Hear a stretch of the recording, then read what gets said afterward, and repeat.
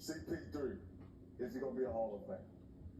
No question about it. Yeah. Right? No question about it. Do guys in the NBA go to sleep early the night before playing the Phoenix Suns? Hell no. No. You mean as a team, or would you talk about Chris Paul individually? Chris Paul individually. Okay. Of course you're talking about Chris Paul. You see, this is funny because Pat Bev is a fucking fool. This man's a fool. An idiot. Right? Now, I don't want to take nothing away from what he's doing ever since he became a fake analyst. He's actually been putting up a pretty good fight, sort of, right? But there's a reason why you're probably top 40 things trending on YouTube right now. Because, like I said in the last video, I said, obviously, Chris Paul didn't have a bad game. Chris Paul it wasn't no injury. He flat out choked. You can say that all the other ones you want to say were bad games he had. I think those, personally, to me, was bad games. This was a choke job. Booker choked. These niggas choked. Definition of choke, that. Right?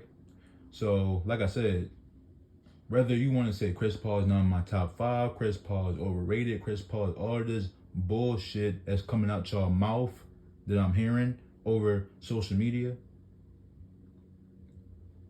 Even this idiot went on Stephen A. little show on ESPN talking about, oh yeah, we had a little back when, Brown was getting drafted and everything like that. I beat Chris Paul. Whatnot, I cooked them. I destroyed them back when they had their little runs before they got drafted type shit. Bro, Chris Paul is not worried about you. He's not worried about you at all, but you seem to be very concerned about Chris Paul. That's the funny part. Whether you want to, oh, well, there's some truth to what he said, nigga. Just like everybody already knows, Chris Paul been cooking your ass when it matters the most every single time. You see, when you talking about everybody else, yeah, everybody else ain't scared of Chris Paul. You have been getting beaten by Chris Paul every single time you meet him in the playoffs. You were so much of a bitch that you pushed him behind his back. That's how much you're not scared of Chris Paul, that you pushed him behind his back. See, you don't have to prepare, get extra sleep, and all that shit on Chris Paul. But guess what? Your ass might get crossed the fuck over. You might get nutmegged. You might get the ball going between your legs type shit. You don't have to sleep for that. It just happens.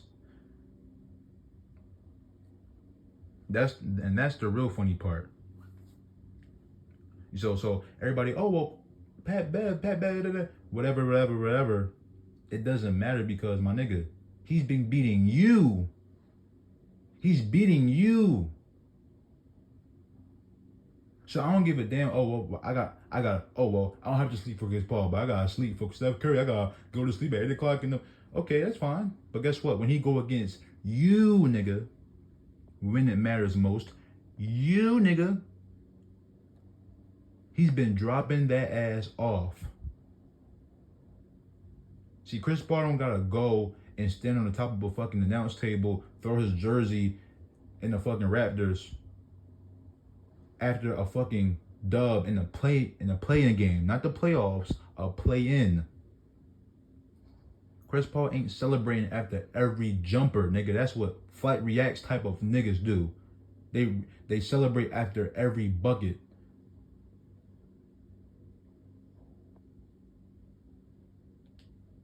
So you can go viral, you can be trending all you want. But my nigga, you can be not scared of Chris Paul all you want, but we know that you pushed him behind his back. He been cooking your ass in the playoffs the entire time you've been in the league. So that's not one of the BS. That's not the only thing. Even though he's doing an okay sort of kind of job on the analyst,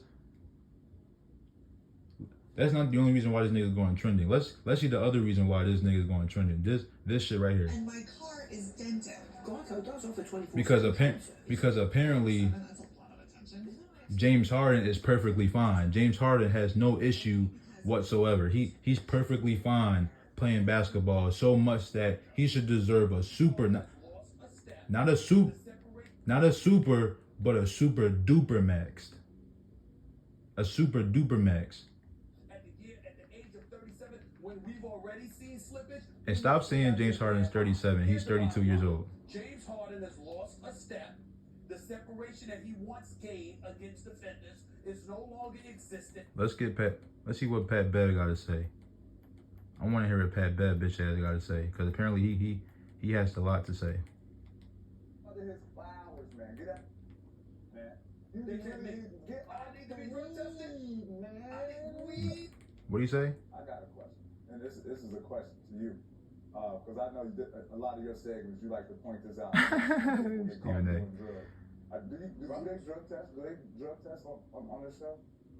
They don't, but they can't be drug tested, man. They can't make. I need to be drug tested. Man. I need weed. Wow. I need to be drug tested. Imagine saying somebody else need to have a drug test, yet you're the dumbass that hopped on a commentary table after winning a playing game to secure a playoff spot just to even compete. This nigga did a Michael Jordan, Kobe Bryant, Dwayne Wade type of celebration when he won the championship, and you did the same celebration in a playoff game. No, not a playoff, a play-in game. Yet your crusty ass think you deserve something. You use this and that.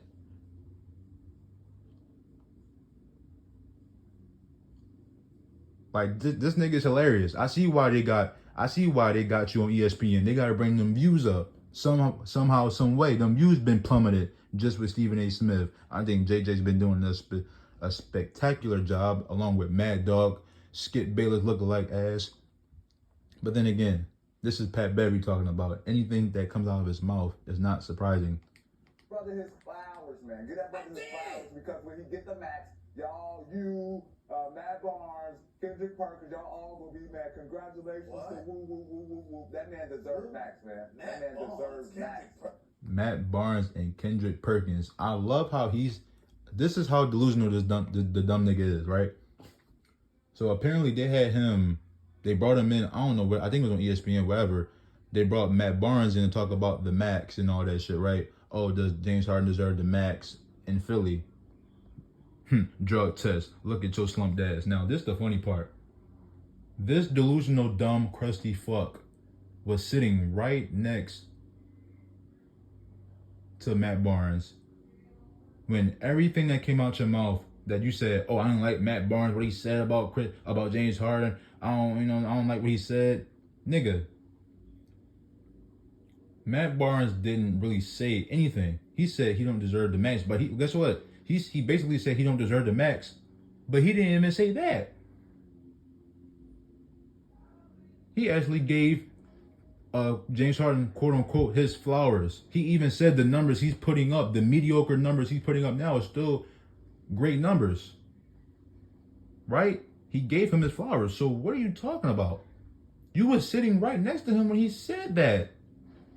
He said even the numbers, he ain't the same player, but yet the numbers he's doing, providing right now, is still great numbers. You were sitting right next to him, but just because he didn't say he deserved the max, niggas got their panties in a bunch.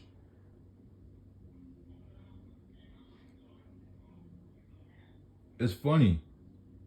It's real funny.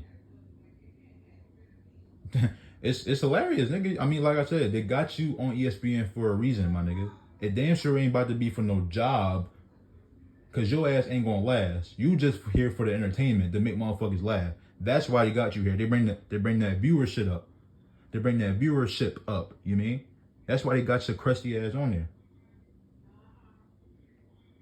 Nigga, this motherfucker wanna play in game, then wears a robe like he about to do something, then got his ass spanked in the first round, as expected. you know what you know what you're talking about so much that you were a part of the what was you? Yes, you was a part of the 3-1 deficit the Clippers had against Jamal Murray, cooking your ass. I wonder who had to guard him. Was it Reggie Jackson or was it you?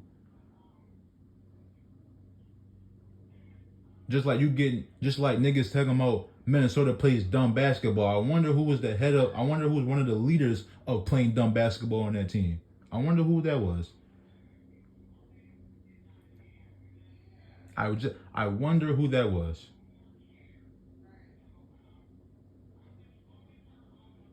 It's a bro. Everything that comes out this man's mouth is hilarious. That's why they got you on the show, my nigga.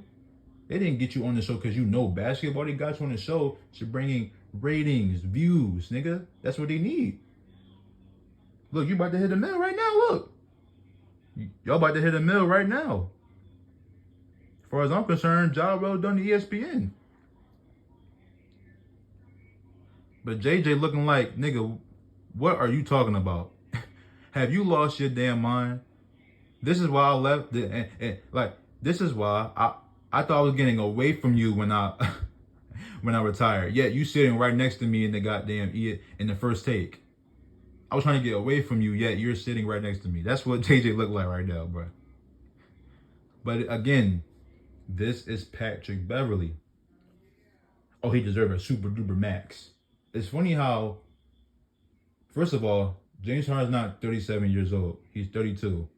And what's funny is he's younger than Steph Curry and Russell Westbrook. He's younger than both of them, yet this nigga can't perform better than both of them or even give me some type of energy because, nigga, you're still in your prime. You're not in your peak, but you still in your prime somewhat. You see Curry, he's still doing Curry shit. You just seen it the other night. They beat Mavericks. Even though I don't like Luka laughing, they still beat the Mavericks. Russell Westbrook, even though we know that nigga is trash garbage juice, garbo, yet there's a reason why niggas saying, yo, I will take Russell Westbrook in the playoffs over James Harden because, my nigga, we know that effort, he's going to give us some type of effort. Some type of effort. When James Harden didn't even give me a goddamn shot attempt in the second half of an elimination game.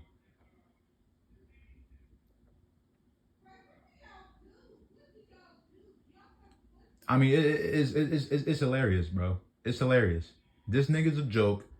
They brought you in for views, not because you know basketball, nigga. You got so much to say about Chris Paul, yet he dropped your ass off in the playoffs. I'm done, bro.